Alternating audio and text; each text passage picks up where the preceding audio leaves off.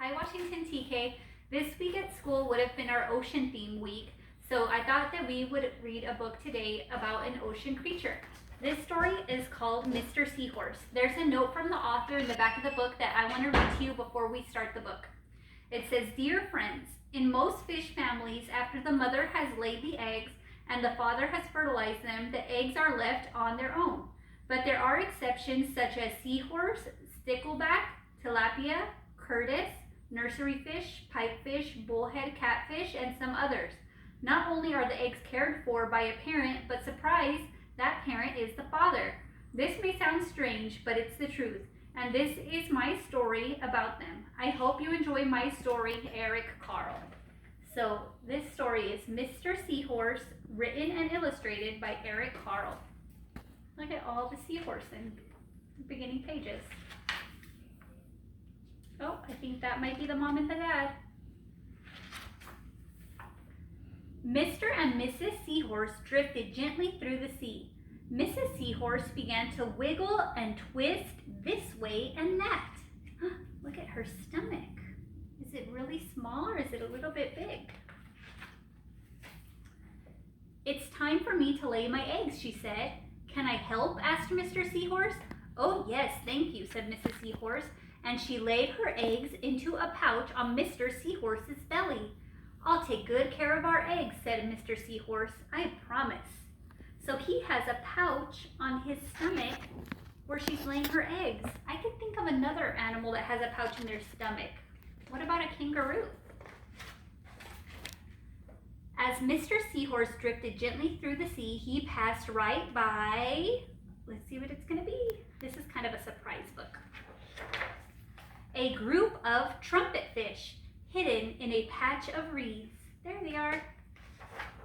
Before you couldn't see that, and then you can. But before long, Mr. Seahorse met another fish. "How are you, Mr. Stickleback?" asked Mr. Seahorse. "Delighted," replied Mr. Stickleback. "I just built a nest, and right away Mrs. Stickleback laid her eggs into it. Now I am taking good care of them until they hatch." "Keep up the good work," said Mr. Seahorse, and swam on his way. As Mr. Seahorse drifted gently through the sea, he passed right by, let's see what it's going to be, a lionfish hidden behind a coral reef. Now look, Mr. Seahorse is kind of hidden. But before long, Mr. Seahorse met another fish. "How are you, Mr. Tilapia?" asked Mr. Seahorse. Mr. Tilapia couldn't answer. His mouth was full of eggs. I know," said Mr. Seahorse. "Miss Tilapia laid her eggs. Now you are taking good care of them until they hatch." Mr. Tilapia nodded his head. "You must be very happy," said Mr. Seahorse, and he swam on his way. As Mr. Seahorse drifted gently through the sea, he passed right by a pair of leaf fish hidden among the seaweed. Whoops, this page is kind of stuck. There we go. But before long, Mr. Seahorse met another fish. "How are you, Mr. Curtis?" asked Mr. Seahorse. "Perfectly fine," replied Mr. Curtis. "Mrs. Curtis laid her eggs, and I have stuck them on my head." They're right on top of his head. "Now I am taking good care of them until they hatch."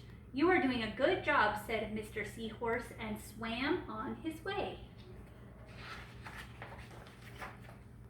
As Mr. Seahorse drifted gently through the sea, he passed by a stonefish hidden behind a rock.